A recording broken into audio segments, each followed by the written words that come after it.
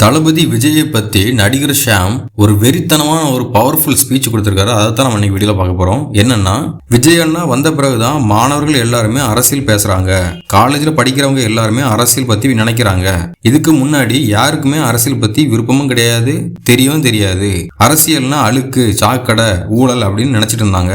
ஆனா தளபதி விஜய் அண்ணா அந்த ஒரு ஆள் எல்லாத்தையுமே மாத்திட்டாரு. ஏன் அரசியல்ல காலேஜ்ல இதை ஒரு பாடமா கொண்டு வரக்கூடாது? எப்படி நீ டாக்டருக்கு படிக்கிறியோ, எப்படி நீ இன்ஜினியருக்கு படிக்கிறியோ, அதே மாதிரி அரசியல்வாதி ஆகிறதுக்கும் படி. அரசியல் அப்படிங்கிறது அழகான ஒரு தெளிவான தொழில். ஆனா இப்போ அரசியல் ஒரு சாக்கடையா இருக்கு. இத தளபதி அண்ணா தான் எல்லாத்தையும் மாத்தணும். கண்டிப்பா மாத்துவாரு. தளபதி கவனிக்கிற விதம், அவரு பேசுற விதம் எல்லாமே அற்புதமா தான் இருக்கும். இப்போ கரூர் சம்பவத்துக்கு அப்புறம் அவர் எந்த பொறுப்பையும் எடுத்துக்கல, அதை எடுத்துக்க மாட்டேங்கிறாரு, இதை எடுத்துக்க மாட்டேங்கிறாரு அப்படின்னு பேசுறாங்க. ஆனா எல்லாருமே யார திட்டுறாங்க? தளபதி விஜய் அண்ணா தான் திட்டுறாங்க. அந்த பொறுப்பை தான் அவர் எடுத்துக்கிறாரு. இங்க திட்டுறதெல்லாம் அவர் வாங்கிக்கிறாரு, எந்த சாக்கு போக்கும் சொல்லலையே.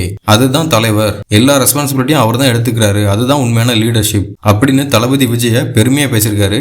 இதை பத்தி நீங்க என்ன நினைக்கிறீங்க அப்படிங்கறத கமெண்ட்ல சொல்லுங்க. தளபதி விஜயோட எல்லா அப்டேட்ஸையும் தெரிஞ்சுக்க நம்ம சேனலை சப்ஸ்கிரைப் பண்ணுங்க.